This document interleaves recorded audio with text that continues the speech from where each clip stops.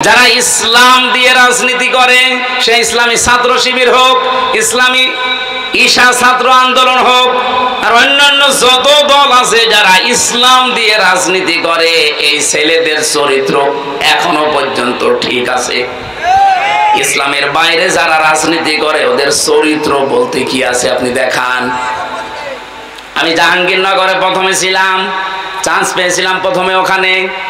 আমি দেখেছি সকালবেলা কুলি করছে মদ দিয়ে, ছাত্র পিটাচ্ছে শিক্ষককে। এখনো পর্যন্ত এরকম বেয়াদব বাংলাদেশে আছে না নেই? আজকে একজন এরকম বেয়াদবি করছিল দেখলাম। শিক্ষকের সামনে যদি টেবিলে চাপড় দিয়ে চোখ গরম করে তুই তোকারি করতে পারে, ও জীবনে কি করবে?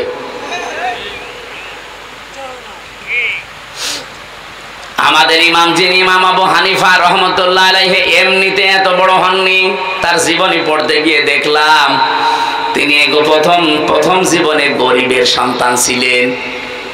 ছোট বয়সে তার মা দিয়েছে তাকে মাদ্রাসায় মক্তবের শিক্ষক তাকে পড়াচ্ছে আলিফ বা তা সা। উনি প্রতিদিন এই কায়দা আমপারা কোরআন যায় বলেন, কাঁধে করে নিয়ে যায় মাদ্রাসায়, আবার আসে, কিন্তু পায়ে জুতা নেই। শিক্ষক একদিন ডাক দিয়ে বলছে জুতা, বলছে ওস্তাদ জুতা কেনার পয়সা টাকা আমার কাছে নেই, আমার মাও গরিব মানুষ। ওস্তাদ শেষ পর্যন্ত তার মাথার টুপিটা তাকে দিয়েছে, মাথায় টুপি লাগিয়ে দিয়েছে। পরের দিন আবার এসে তাকে খালি পায়, মাথা তো খালি ছিল, টুপি নাই, দিলাম তোরে আমি আর কি দেব।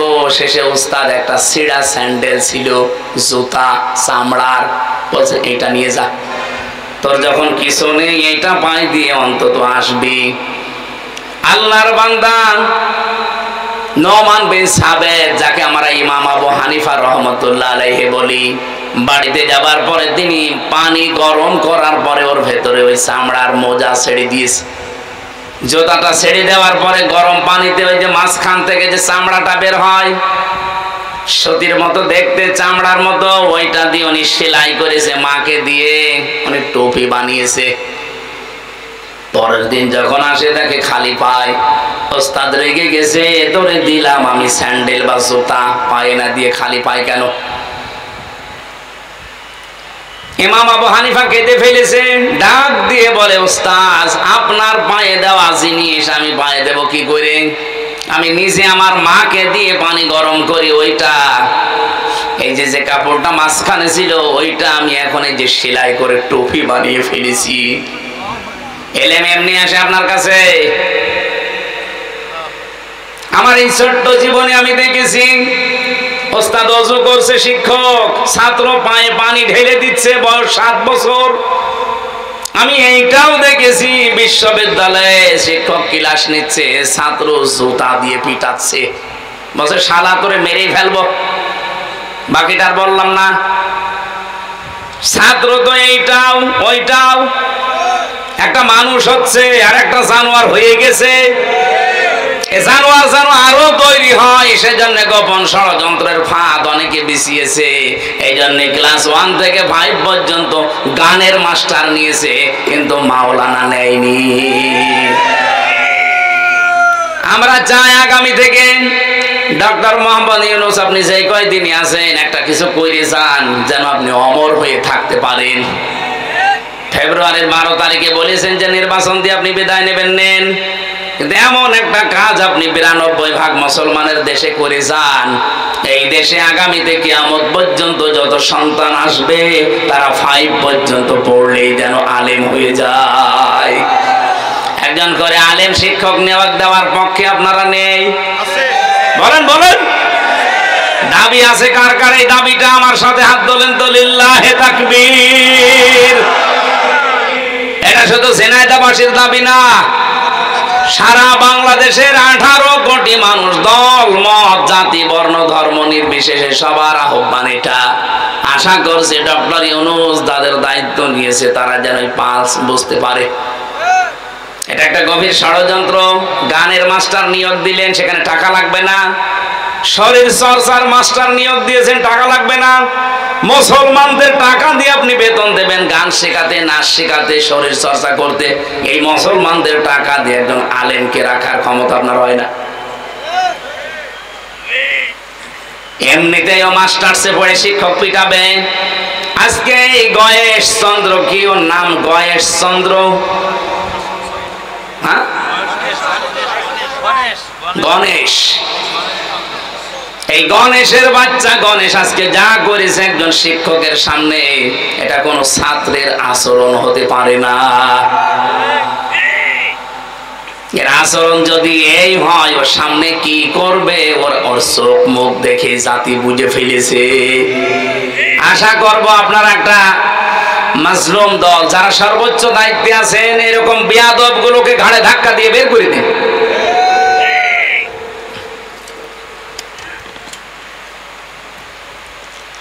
আমার ভাইরা, মিথ্যা কথা বলা বন্ধ করা দরকার। মিথ্যা সকল পাপের মা বা মূল।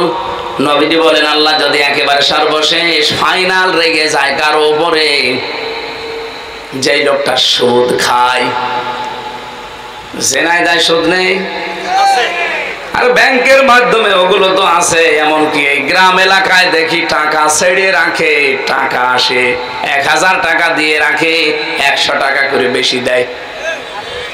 ওকে তো জানে এটা সুদ, ও জানে এটা মায়ের সাথে জেনা করার শামিল, তারপরও খায়। আল্লাহ সব চাইতে বেশি রেগে যায় এই জায়গায়। এমন রাগা রাগে আল্লাহ বলেন, ফাইল্লাম তাফআলু ফাআযানু বিহারবিম মিনাল্লাহি ওয়া রাসূলি। সুদের এই ঘোষণা শোনার পরও যদি কেউ ছেড়ে না দেয়, সে যেন আল্লাহ এবং রসুলের সাথে যুদ্ধ করার জন্য প্রস্তুতি নেয়। বলেন নাউজুবিল্লাহ। আমি ফাইনাল জানি না, তারপরও একটু আন্দাজে বলছি, এই এলাকায় যারা টাকা ছেড়ে রেখেছেন, টাকা আসে, এইরকম কোন মানুষ যদি এখানে এসে থাকেন, আপনি এই মুহূর্তে তওবা করেন। আপনি কিন্তু মায়ের সাথে জেনা করে এসেছেন, আবার যে করবেন। কত নিকৃষ্ট কথা আমি বলতাম না, হাদিস এসেছে জন্য বললাম। এরপরেও যদি আপনি সুদের এই টাকা ছেড়ে দিতে না পারেন, আপনার বিবেকে বাধা না দেয়, আপনি আজকে থেকে আর নামাজও পড়ার দরকার নেই। কারণ আপনি এমনিতেও জাহান্নামে যাবেন, অমনিতেও জাহান্নামে যাবেন। পরের এই শব্দটাকে আমি বানালাম, সূরা আলে ইমরানে আছে, যারা সুদ ছেড়ে দেয় না তাদের জন্য আমি আগুন তৈরি করে রাখলাম। বলেন নাউজুবিল্লাহ। আগুন কোথায় পাওয়া যায়? জাহান্নামে। বলেন বলেন। মুসলিম শরীফের যে হাদিসটা দিয়ে আরম্ভ করেছিলাম, 4টা কাজে আল্লাহ সব চাইতে বেশি খুশি, কিন্তু পৃথিবীর মানুষ নারাজ। আর 4টা কাজে আল্লাহ সব চাইতে বেশি নারাজ, পৃথিবীর মানুষ খুশি। আল্লাহ ওই 4টা কাজে আমাদেরকে পালন করার তৌফিক দেন। এই 4টা কাজ যেগুলো নারাজ, এগুলো জীবনের মতো ছেড়ে দেওয়ার সুযোগ দেন। বলেন আমিন। দরুদ আর সালাম পাঠ করে আমরা চলে যাচ্ছি সূরা আরাফ। এই এদিকে তাকান ভাই, আমরা তেলাওয়াত করেছি সূরা আরাফ থেকে। আয়াত নাম্বার হচ্ছে 45, 46, 2টা মাত্র আয়াত পড়েছি কোরআনের। এখানে 206টা আয়াত আছে। দেখেন আপনি 2টা আয়াতে যত তথ্য বের হবে, তাহলে 206টা আয়াতে কত কথা থাকতে পারে। কোন আয়াত থেকে তাফসীর করতে হলে, বলতে হলে আমরা জানি কয়েকটা নিয়ম মানা লাগে। তার প্রথম নিয়ম হচ্ছে শুদ্ধ তেলাওয়াত, যেটা আমরা আগে করে ফেলেছি। 2 নম্বরে মাতৃভাষায় অর্থ এখন করা হবে। 3 নম্বরে ঐতিহাসিক প্রেক্ষাপট, এরপরে নামকরণ, এরপরে ব্যাখ্যা, এরপরে মূল শিক্ষা। তেলাওয়াত যেহেতু হয়েছে, এবার তাকান, আল্লাহ ডাক দিয়েছেন আদমের সন্তানদেরকে। আমরা আদমের সন্তান কিনা? বলেন বলেন। ইয়া বানি আদামা ইম্মা ইয়াতিয়ান্নাকুম রুসুলুম মিনকুম ইয়াকুসসুনা আলাইকুম আয়াতি। আল্লাহ পাক বলেন, হে বনি আদম সন্তান, ইম্মা ইয়াতিয়ান্নাকুম রাসূলুম মিনকুম, তোমাদের কাছে তোমাদের মধ্য থেকে রাসূল পাঠিয়েছিলাম, ইয়াকুসুনা আলাইকুম আয়াতি, আমার আয়াতগুলো তারা তেলাওয়াত করে করে তোমাদেরকে শুনিয়েছে বর্ণনা করে। এখান থেকে কয়েকটা শিক্ষা আমরা আগে নেই, তারপরে বাকিটা। 3 নম্বরে পেয়েছিলাম কোন আয়াত থেকে যদি আপনি কথা বলেন ওই সূরার নামকরণ কিভাবে হয়েছে, ওই কোন সূরা থেকে, এইটা আগে জনগণকে জানাবেন। আমরা যেহেতু সূরা আরাফ থেকে আলোচনা করছি, আরাফ শব্দের শাব্দিক অর্থ হচ্ছে জান্নাতি আর জাহান্নামী মানুষের ঝগড়ার স্থান। 2 নম্বর ব্যাখ্যা, আরাফ মানে জাহান্নাম আর জান্নাতের মাঝখানে একটা প্রাচীর, একটা দেওয়াল। নবীজি বলেন এখানে আল্লাহ কিছু মানুষকে বসিয়ে রাখবে, অবাইনাহুমা হিজাব ওয়া আলাল আরাফি রিজালুন ইয়ারিফুনা কুল্লাম বিসিমাহুম ইলা আখিরি আয়াত। রব্বুল আলামিন বলেন তাদের মাঝখানে একটা হিজাব বা পর্দা দেওয়া থাকবে, যেটা প্রাচীর বা দেওয়াল বলা হয়। কিছু মানুষকে আল্লাহ ওখানে বসাবে, ওদেরকে আল্লাহ জান্নাতেও দেবে না, জাহান্নামেও দেবে না। হাদিসের শেষ পর্যন্ত আমি পড়ে দেখেছি, কোথায় দেবে এ কথা আর নেই। এখন আমার প্রশ্ন, সাহাবী এই প্রশ্নই করেছিলেন, হে নবী এদেরকে আল্লাহ জান্নাতে দেবে না কোন কারণে? নবীজি ব্যাখ্যা করতে গিয়ে বলেছিলেন, সাহাবী এদের জীবনে সব ভালো ছিল, কিন্তু মা বাবার সাথে সম্পর্ক ভালো ছিল না। জেনাইদা বাসি এটা পড়লে আমার কেমন যেন ভয় লাগে। বাংলাদেশে আমরা বহু সন্তান এমন আছি, সব আমাদের ভালো, কিন্তু মা বাবার সাথে সম্পর্ক আমরা ভালো করতে পারছি না। কথা বলে না কেন? এই জায়গায় যারা সব চাইতে বড় বাধা, আমার মা বাবার সাথে আমার সম্পর্কটা খারাপ করার পেছনে, আমি তো কয়েকটা মানুষকে খুঁজে পেয়েছি, দেখেন তো আপনার সাথে মেলে কিনা। 1 নম্বরে আমার শাশুড়ি, 2 নম্বরে আমার বউ। তাই বলে আমারটা না, ওটা বলে আমি মায়ের খাবো?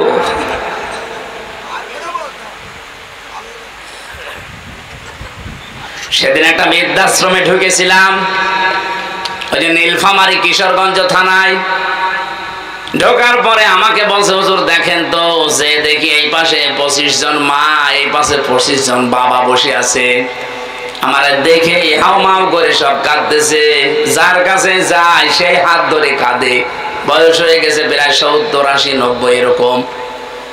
একজনকে জিজ্ঞাসা করলাম, কি বাড়ি কোথায়, ছেলে মেয়ে কয়টা?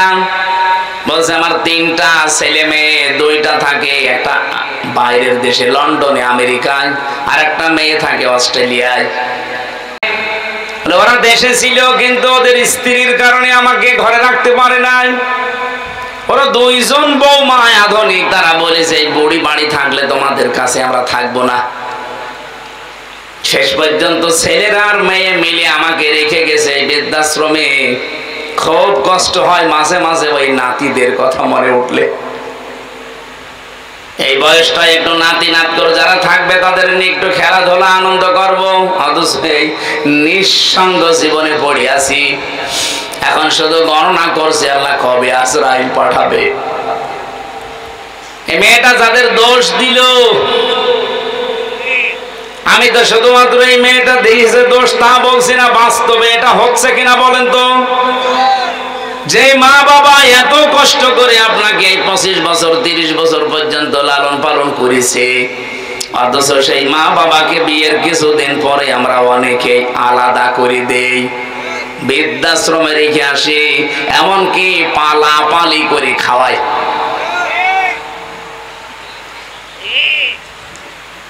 একজন মায়ের পেটে 22টা সন্তান, এতগুলো সন্তান তার পেট থেকে বের হয়, এতটুকু পেটে 22টা সন্তানের জায়গা হয়েছিল, অথচ এই মা এই 22টা সন্তানের বাড়িতে এখন 3 দিন 7 দিন করে পালা পালা করে খায়। আরে ভাই, আপনার তো আরো খুশি হয়ে তাকে নিজের কাছে রাখার জন্য প্রতিযোগিতা করা দরকার, লটারি করা দরকার। প্রত্যেকেই যদি এই লটারি করতো, আমার মনে হয় মা কারো ভাগে না, সারা জীবন একজনের ভাগেই চলে যেত।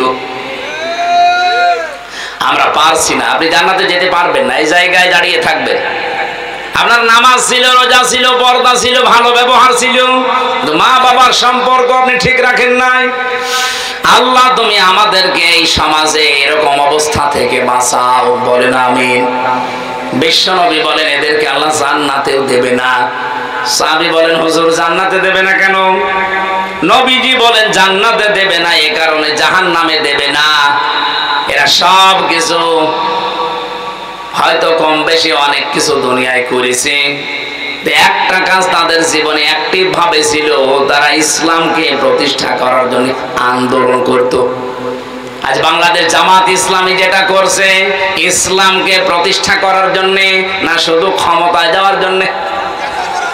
আপনি যত উল্টা পাল্টা চিন্তা করেন, আপনি খারাপ দেয়, আপনার চিন্তাও খারাপ। কিন্তু যারা অ্যাক্টিভ জামাত ইসলামী বাংলাদেশে যোগ দিয়েছে, কসম আল্লাহর, এরাও যদি মনে করে না একমাত্র শুধুমাত্র কেবলমাত্র আমার ক্ষমতায় দরকার, ক্ষমতা দরকার আমার, এই জন্যে আমি এই চেয়ারে বসে ভালো কাজের আঞ্জাম দিতে চাই। কারণ আমি এতদিন দেখেছি এখানে যারা বসেছে, এখানে অবৈধ কাজই বেশি হয়েছে, দুর্নীতি বেশি হয়েছে। কিন্তু কয়েকটা মানুষকে তো দেখলাম যারা চেয়ার পাওয়ার পরেও নির্ভেজাল ছিল। মাওলানা মতিউর রহমান নিজামী, কথা বলেন। আমরা তো এই জন্যে চাচ্ছি, এই সমাজটাকে যদি এখনো পরিবর্তন করতে চান, ইসলামকে আজ জায়গা মতো পৌঁছিয়ে দেওয়া লাগবে। কোরআন শরীফে সবচাইতে বেশি যে আয়াতটা আমরা পড়ি, জানি, শুনি, তার নাম তা'মুরুনা বিল মারুফ তানহাউনা আনিল মুনকার। আল্লাহ বলেন ভালো কাজে আদেশ দাও, অন্যায় কাজে নিষেধ করো না। এটা বাংলা অর্থ হয়নি। তা'মুরুনা বিল মারুফ, তোমরা আদেশ করবা পরিচিত কাজের, তানহাউনা আনিল মুনকার, তোমরা অন্যায় কাজে বাধা দিবা, প্রতিবন্ধকতা সৃষ্টি করবা। বাংলার মুসলমানেরা কথা বললে শুধু রাজনীতি মনে হয় আপনার কাছে, কথা বললে আপনার কাছে ধান্দাবাজি মনে হয়। বলেন তো 54 বছরে ভালো কাজ বলেন, পরিচিত কাজ বলেন যেগুলো, এগুলো কি আদেশের জায়গায় আছে? নেই। এটা অনুরোধের জায়গায় আমরা নিয়েছি। এটা যদি আদেশের জায়গায় রাখতাম, আল্লাহর কসম এই দেশে কেউ সাদাবাজি করে টিকে থাকতে পারতো না। এখানে আহ্বান জানাচ্ছি, আশার সঞ্চার করতে চাই, যদি সাদাবাজ মুক্ত দেশ চান, যদি আগামীতে মিথ্যা মামলা, মিথ্যা সাক্ষী নিয়ে সারা জীবন জেলে থাকতে না চান, যা করেছেন করেছেন, ফিরে আসেন। বাংলাদেশ জামাত ইসলামীর পতাকা তলে ফিরে এসে দিনকে আজ বিজয় করে জায়গা মতো পৌঁছিয়ে দেন। কোন দিন এই দেশে মিথ্যা মামলা, মিথ্যা সাক্ষী আপনার বিপক্ষে আর কেউ দেবে না। আমি গ্যারান্টি দিচ্ছি দেবে না। আপনি ইসলামকে জায়গা মতো একটু পৌঁছিয়ে দেন। 300 এমপি দেওয়া লাগবে না, মাত্র 151 জন এবার পাঠান। আমি তো সারা বাংলাদেশে স্পিকারই চালাচ্ছি যে 151 জন যদি সত্যি এবার কোরআন বুকে নিয়ে যেতে পারে, 5 বছর লাগবে না, মাত্র 2 বছরেই বাংলাদেশ মিনি জান্নাত হয়ে যাবে। কারণ কোন জায়গায় কোন ঔষধ দেওয়া লাগে এটা ভালো জানে কে? বলেন বলেন। সাদাবাজি করা, সাদাও থাকবে না, বাজিও থাকবে না। চুরি এমন ঔষধ আল্লাহ দিয়েছে, চোর পুরুষ হোক নারী হোক, যদি সাক্ষ্য প্রমাণে ধরা পড়ে কোনো বিচার লাগবে না, হাত কেটে দেন। এ বাংলাদেশে চোর মুক্তই করতে পারে না। কেউ বলে আমি চোরের খনি পেয়েছি। চোর মুক্ত বাংলাদেশ তৈরি করার জন্য একটা ফর্মুলা শুধু আমরা প্রয়োগ করব সামনে। বাংলাদেশে 2-5 বছর না, 2 দিনে চোর মুক্ত হয়ে যাবে। কারণ কোন জায়গায় দুর্বলতা, কোন ঔষধ দেওয়া লাগবে এটা ভালো জানে কে? বলেন তো।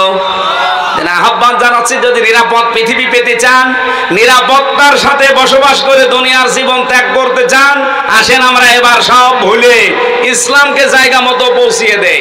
যদি দিতে না পারেন আর নিরাপদে থাকতে পারবেন না, আপনিও ওলিউল্লাহ মুকাদ্দাসের মতো গুম হয়ে যাবেন। কথা বলেন।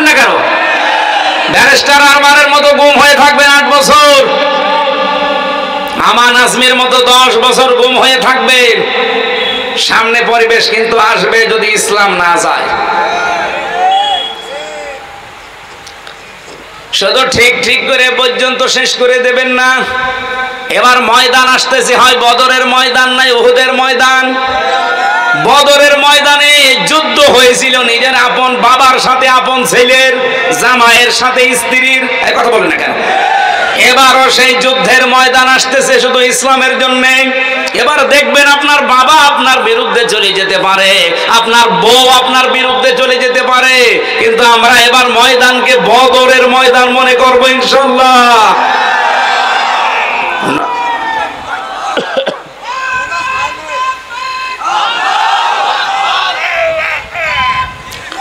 আলহামদুলিল্লাহ ভাই, আপনারা কথা ঠিক রাখবেন। এবার রেকর্ড হচ্ছে, সারা দেশে যাচ্ছে, তারাও কথা ঠিক রাখবে আমার বিশ্বাস। কারণ নবীজিও আশঙ্কা করেছিলেন যে বদরে এবার যে যুদ্ধটা, নিজের আপন বাবার সাথে ছেলে, ছেলে এক দলে, বাবা আর এক দলে, বউ এক দলে, স্বামী আর এক দলে, এ তো আমার কেমন লাগছে, যাবে তো? সাহাবায়ে কেরাম ঠিক ওইভাবে গিয়েছিলেন, মাত্র 313 জন। আল্লাহ বিজয় দেয়নি? বলেন বলেন। হ্যাঁ, হয়তো কিছু মানুষকে আল্লাহ শাহাদত বরণ করিয়েছে। এবার যদি ওই কাজ করা লাগে, শাহাদত বরণ নিজে করব, 10টাকে জাহান্নামে সাথে করে নিয়ে যাব। এই জন্য আগামীতে যে ভোট যুদ্ধ আসতেছে, আমরা আগেই বলে ফেলেছি, এটা শুধু ভোট না, এটা ভোট যুদ্ধ। যুদ্ধের ময়দানে কেউ যেমন সূরা কিরাত পড়ে যায় না, জিনিসপত্র নিয়ে যায়, সাজসজ্জা সজ্জিত হয়ে যায়। আগামী থেকে এই ভোট যুদ্ধে যদি আমরা বিজয়ী হতে না পারি, এখন তো আর কি অবস্থায় আছেন, 100 জন খারাপ অবস্থা অপেক্ষা করছে। আমি আজকে ঝিনাইদহ শহরে বলছিলাম, অনেক আলেম পর্যন্ত এখনো পর্যন্ত অ্যাক্টিভ না, বলছে না, যদি ইসলাম না আসে তখন আমার ইমামতের কি হবে? আপনি ইমামতি নিয়ে আসেন। আর আপনার এইরকম আশঙ্কা তৈরি হয় কেন যে এবার ইসলাম আসবে না? একটা ছেলে যদি এলাকায় বলে বেড়ায় যে আমার বাবার সম্পদ আমি পাই কি না পাই, পাই কি না পাই, তাহলে মানুষ তারে পাগল বলবে না? যে তোর বাবার সম্পদ তুই পাবি না, মানে এলাকার মানুষ পাবে? এই দেশ হচ্ছে মুসলমানদের, 92% মানুষ এখানে মুসলমান। কোরআনের আইন এবার জারি হবে না, মানে হতেই হবে ইনশাআল্লাহ। কেউ হীনমন্যতায় ভুগবেন না, কেউ দুর্বল হবেন না, ভয় পাবেন না। ইসলাম এবার ক্ষমতায় যাবে। আপনি দেখেন না ডাকসুর নির্বাচন, একজন পেয়েছে 17,000 ভোট আর একজন পেয়েছে 3,000 ভোট। এখনো সত্যতা যাচাই করতে পারিনি। আসার সময় দেখছিলাম, আমার মনে হয় 12টার পরে ওটা ফাইনাল ঘোষণা আসবে। ঢাকা থেকে শুরু করে সারা বাংলাদেশে শুধু একটাই আওয়াজ হবে, নারায়ে তাকবীর। জবান খুলে বলেন লিল্লাহে তাকবীর। এটা শুনতে চান না এবার, নাকি শুনবেন ওইটা আবার? না, আমরা মুসলমানের এই দেশে আর কোন তাকবীর শুনতে চাই না। যদি তাকবীর শুনতে হয়, লিল্লাহে তাকবীর। মন থেকে বলবেন, হার্টের রোগ থাকলে ভালো হয়ে যাবে। রব্বুল আলামিন বলেন, নবীজি বলেন, এই মানুষগুলো শুধু ইসলাম কায়েমের জন্য চেষ্টা চালিয়েছে, এই জন্য আল্লাহ তাদেরকে জাহান্নামে দিচ্ছে না। এই আয়াতের দিকে তাকিয়ে রাসূলের কথা যেহেতু আমি 100% বিশ্বাস করি, এই হিসাবে বলছি, এই বাংলাদেশে যারা দিন কায়েমের চেষ্টায় আছেন, একামতে দিনের সাথে লেগে আছেন, আপনি বিশ্বাস করতে পারেন আপনি জাহান্নামে যাবেন না। হ্যাঁ, জান্নাতেও যেতে পারবেন না যদি মা বাবার সাথে আচরণ খারাপ থাকে, সেটা আগে ঠিক করে নেন। যেহেতু নবীজি বলেননি যে কোথায় যাবে, যদি মনে করেন ওই জায়গায় আমাদের বসে থাকা লাগে এই আরাফ নামক প্রাচীরের উপরে, তাহলে আমার মতো কপাল পোড়া আর কেউ। সুতরাং আমাদের এক্ষুনি পরিবর্তনের সময়। আল্লাহ বনি আদম সন্তানকে ডাক দিয়ে বলেন, ইম্মা ইয়াতিয়ান্নাকুম রাসূলুম মিনকুম ইয়াকুসুনা আলাইকুম আয়াতি। তোমাদের কাছে আমার রাসূল। এখানে আল্লাহ রাসূল এক বচন দিতে পারতেন, রাসূলুন বহু বচন দিয়েছেন। আমার প্রশ্ন হচ্ছে, এখন কি রসুল আছে? তাহলে আল্লাহ রসুল দিলেন কেন? আয়াতের তাফসিরে ফি জিলালিল কোরআন সাইয়্যিদ কুতুব লিখেছেন, কিয়ামত পর্যন্ত রসুল থাকবে না, কিন্তু রসুলের নায়েব থাকবে, উত্তরাধিকারী থাকবে, নায়েবে রাসূল থাকবে, আলেম ওলামা আসবে। আল উলামা ওয়ারাসাতুল আম্বিয়া, এরাও নবীর উত্তরাধিকারী, নায়েবে রাসূল। তারা বর্ণনা করবে আমার আয়াতসমূহ। আজ বাংলাদেশে আলেম যারা সত্যিকারের, তারা কিন্তু কোরআন থেকে আল্লাহর আয়াতগুলো, ইতিহাসগুলো বর্ণনা করে আমাদের সতর্ক করে, কিন্তু আমরা উল্টা বুঝি। রব্বুল আলামিন বলেন আলেমদের মুখে, নায়েবে রাসূলদের মুখে এই কথাগুলো শোনার পর, ফামানিত্তাকা ওয়া আসলাহা, যে ব্যক্তি আল্লাহকে ভয় করার নীতি অবলম্বন করবে আর নিজেকে সংশোধন করে নেবে, ফালা খাউফুন আলাইহিম, কোনো ভয় নেই তাদের জন্য, ওয়ালা হুম ইয়াহজানুন, কোনো চিন্তাও নেই। বলেন সুবহানাল্লাহ। সুতরাং নবীর উম্মতের ভেতরে আমরা যারা শামিল হতে চাই, এই মুহূর্তে নিজেদেরকে আল্লাহর ভয় তৈরি করে থেমে যাওয়া লাগবে। আল্লাহর আয়াতগুলো শুনলে আপনি সঙ্গে সঙ্গে থমকে দাঁড়াবেন, থেমে যাবেন, ওয়াসলাহা, নিজেকে পরিবর্তন করার নিয়তে সংশোধন হয়ে যাবেন। নবীজির হাদিস পড়েছিলাম, কুল্লু উম্মতি ইয়াদখুলুনাল জান্নাহ, আমার প্রতিটি উম্মত জান্নাতে যাবে, ইল্লা মান আবা, শুধু আবা বাদ দিয়ে। সাহাবী প্রশ্ন করলেন, মান হিয়া আবা, আবা কি? নবীজি বললেন, মান আতাআনি দাখালাল জান্নাহ, যে ব্যক্তি আমার অনুসরণ করে চলবে পূর্ণাঙ্গ জীবনে, এই লোকটা আমার সাথে জান্নাতি। অমান আসানি ফাকাদ আবা, আর যারা আমার কথা শোনার পর আমার অবাধ্য হয়ে যাবে, পরিবারে আমার অবাধ্য, সমাজে আমার অবাধ্য, রাষ্ট্রে আমার অবাধ্য, রাজনীতিতে অবাধ্য, সব জায়গায় যখন অবাধ্যতা পাওয়া যাবে, ফাকাদ আবা, ওই লোকটাই অস্বীকারী, ওই লোকটাই জাহান্নামী। বলেন নাউজুবিল্লাহ। এত নাম ধরে ধরে, এত সতর্ক করার পরেও যদি কোনো মানুষের বিবেকে ধাক্কা না লাগে, আমার তো মনে হয় এখন আর কোরআন শরীফ, বুখারী শরীফ, মুসলিম শরীফ দিয়ে হবে না, এ জাতির জন্য এখন বুখারী শরীফ লাগবে। আশা করছে আপনাদের বিবেক খুলবে, আপনি এখন থেকেই নিজেকে সংশোধন করার জন্য এই মুহূর্তে সিদ্ধান্ত নেন। দুনিয়া কিন্তু পুরাটা ধোঁকা, একেবারে বাস্তব বলছি, পুরা জীবনের পুরাটা আমার আল্লাহ কোরআনে তুলে ধরেছেন। ইয়ালামু আন্নামাল হায়াতুদ দুনিয়া লাইবু ওয়া লাহবু ওয়া তাফাখুরুম বাইনাকুম ওয়া তাকাসুরুম ফিল আমওয়ালি ওয়াল আওলাদ। হে দুনিয়ার মানুষেরা, ভালো করে জেনে রাখো, পৃথিবীর জমিন পুরাটাই ধোঁকা। স্ত্রী আপনাকে ভালোবাসে, কে বলেছে? আল্লাহ বলছেন না, এটা ধোঁকা। আপনি পরীক্ষা করার জন্য একটু মরার ভান করে থাকেন। আপনি যদি মরার ভান করে মনে করেন মরে গেছে, শ্বাস নিঃশ্বাস একটু কম নেবেন, আপনার স্ত্রীকে যদি এলাকার মানুষেরা বোঝায় যে ছাতা মরে গেছে, মরে তো গেছে, এখন বাইরে না দিয়ে তুমি যে খাটে আছো, খাটের নিচে গর্ত করে মাটি দেওয়া হবে, আল্লাহর কসম বাংলাদেশে কোনো বউ রাজি হবে? এই তো আমি এটা সবচেয়ে বেশি বুঝেছি এবং বিশ্বাস করি জেলখানায় যাওয়ার পর। আমি জানি যে এগুলো পুরাটা ধোঁকা, কারণ এই নির্জন জীবনে একা একা 3টা বছর যখন রাতের বেলা থাকতাম, ভাবতাম যে আল্লাহর এই আয়াত কত সত্য। এজন্য দুনিয়ার এই সত্য জীবন যেহেতু ধোঁকা, আল্লাহর ভাষায় আমরা যেন এই ধোঁকায় পড়ে আমাদের বিশাল জীবন নষ্ট করে না ফেলি, এমনকি আমি নিজেও। আল্লাহ আমাকে আগে আমল করার তৌফিক দাও, বলেন আমিন। কোন সন্তানাদির পেছনে পড়ে, কোন স্ত্রী, কোন মা বাবার পেছনেও পড়ে আপনি এমন কোন কাজ করতে যাবেন না যেটার দ্বারা আপনার আখিরাত নষ্ট হয়ে যায়। ইয়া আইয়ুহাল্লাযীনা আমানু লা তুলহিকুম আমওয়ালুকুম ওয়ালা আওলাদুকুম আন যিকরিল্লাহ। এই ইমানদার বলে যারা দাবি করো তাদেরকে বলছি, সন্তানাদি আর সম্পদাদি এগুলো যদি তোমাদেরকে আল্লাহর বিধান থেকে, তার জিকির থেকে, স্মরণ থেকে দূরে সরিয়ে দেয়, অমাইয়া ফাল তালিকা ফাউলাইকা হুমুল খাসিরুন, যারা এরূপ করবে আল্লাহ বলেন এরাই ক্ষতিগ্রস্ত। বলেন নাউজুবিল্লাহ। উলাইকা যেহেতু আল্লাহ দিয়েছেন, আমরা যেন এর ভেতরে কেউ পড়ে না যাই। এই মুহূর্তে আমাদের জীবনকে আমরা আল্লাহর ভয় দিয়ে সাজাবো, সংশোধন করে পরিবর্তন হওয়ার নিয়ত করে।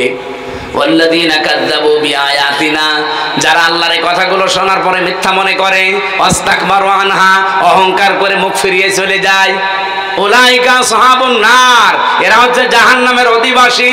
হুম ফিহা খালিদুন, চিরকাল তারা সেখানে থাকবে। এরপরে আল্লাহ ঘোষণা দিয়েছেন উলাইকা ফামান আযলামু মিম্মান ইফতারা আলাল্লাহি কাযিবান আও কাযযাবা বিআয়াতি।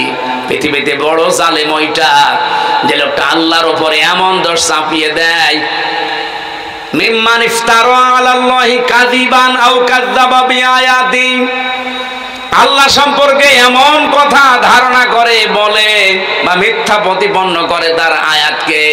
উলাইকা ইয়ানালুহুম নাসিবুহুম মিনাল কিতাব, নির্ধারিত বিধান থেকে তার কাছে কিন্তু তার ভাগ্যে যা লেখা আছে পৌঁছিয়ে যাবে। হাত্তা ইযা জাতুহুম রুসুলুনা ইয়াতাওয়াফাউনাহুম, যখন তার কাছে মরণের ফেরেশতারা চলে আসবে, ক্বালু আইনা মা কুনতুম তাদউনা মিন দুনিল্লাহ, তারা বলবে কোথায় তোমাদের সেই সমস্ত ভগবান, নেতা, খোদা, যারা আল্লাহ বাদ দিয়ে যাদের উপরে ভরসা করেছিলে তাদেরকে নিয়ে আসো। কিয়ামতের কঠিন ময়দানে ওই মানুষগুলো এবার ডাক দেবেন, ক্বালু বাল্লু আন্না ওয়া শাহিদু আলা আনফুসিহিম আন্নাহুম কানু কাফিরিন। এই কথা কি বানানো? বিশ্বাস করেন 100% সত্য কথা। রব্বুল আলামিন বলেন ক্বালু, সবাই মিলে বলবে দল্লু আন্না, আমাদের থেকে আজ তারা উধাও হয়ে গেছে। যারা আদর্শ মেনে চলতাম তাকে আর সামনে পাচ্ছি না, যাকে আমি সব কিছুর উপরে রাখতাম সে আমার সামনে আজ নেই। শাহিদু আলা আনফুসিহিম, আমি সাক্ষী দিচ্ছি, স্বীকার করছি আমি জুলুম করেছি আমার উপরে। আন্নাহুম কানু কাফিরিন, আমি কাফের ছিলাম। এই মুহূর্তে এই কথা বলে কোনো লাভ হবে না। পরীক্ষা হয় আমার 1 থেকে মাস্টার্স পর্যন্ত পরীক্ষা দিয়েছি আমি, কোনো দিন প্রশ্নপত্র পরীক্ষার আগের দিন আমি পাইনি। অথচ আল্লাহ যে পরীক্ষা নেবে 1500 বছর আগেই প্রশ্নপত্র ফাঁস করে দিয়েছে। এরপরেও যদি আমরা কেউ ফেল করি, আদর্শ মানার ক্ষেত্রে কাকে অনুসরণ করছেন? যে লোকটা উধাও হয়ে যাবে মরণের পরে আপনার কাছ থেকে, এমন মানুষকে অনুসরণ করা দরকার। আর মরণের সময় যিনি শিহরে এসে বলবে, ভয় নেই উম্মত, আমি আছি, তোরে জান্নাতে পৌঁছিয়ে দেব। আল্লাহ রাসূলুল্লাহকে অনুসরণ করার তৌফিক। যেহেতু মরণের পরেই কবরের ভেতরে তাকে দেখানো হবে মান হাজার রাজুল, এই লোকটা কে ছিল। আপনি যদি সত্যি তার আদর্শ মন থেকে মেনে চলতে পারেন, সঙ্গে সঙ্গে আপনার মুখ দিয়ে বের হয়ে যাবে হাদা নাবিয়ুনা মুহাম্মাদুর রাসূলুল্লাহ। বলেন আমিন, আল্লাহুম্মা আমিন। লা ইলাহা ইল্লা আনতা সুবহানাক ইন্নী কুনতু মিনাজ জালিমিন। রব্বুল আলামিন, যতটুকুই শুনেছি এতটুকুই মেনে চলার তৌফিক দাও। এই সুন্দর আয়োজনে যারা সম্পৃক্ত, খালি হাতে ফেরত দিও না। যে যেইভাবে এগিয়ে এসেছে তার কাছে তোমার রহমত ওইভাবেই এগিয়ে দাও। আমাদের দুনিয়ার জীবনটা তুমি আরো আসান করে দাও, জীবন চলার পথ তুমি সহজ করে দাও। রব্বুল আলামিন, মাহফিলের সভাপতি, প্রধান অতিথি, বিশেষ অতিথি সহ যত আলেম ওলামা এসেছে কবুল করো। আগামীর এই দেশটা তুমি একবারের জন্য হলেও কোরআনের কাছে তুলে দাও। যারা সহযোগিতা করলো টাকা পয়সা দিয়ে, নিজেদের প্রয়োজন থাকার পরও কোরআন প্রচারে যারা ব্যস্ত, রব্বুল আলামিন এদের টাকা পয়সার বরকত দাও। যে বাড়িতে এসে বসেছিলাম আল্লাহ, ওই বাড়িওয়ালার উপর রহমত নাযিল করো। রব্বুল আলামিন, নারী পুরুষে আমরা যারা অসুস্থ আছি, আমি নিজে অসুস্থ, আমাদেরকে শেফায়ে কামেলা আজিলা দাও। পারিবারিক জীবনে যাদের শান্তি নেই, মেহেরবানি করে তোমার সালাম নামের খাতিরে শান্তি দান করো। এখানে বহু স্বামী বহু স্ত্রী বসে আছে, পরিবারটা তাদের কাছে জাহান্নামের মতো মনে হয়। রব্বুল আলামিন, আমাদের পরিবারটা তুমি ওসমান রোকেয়ার মতো বানিয়ে দাও।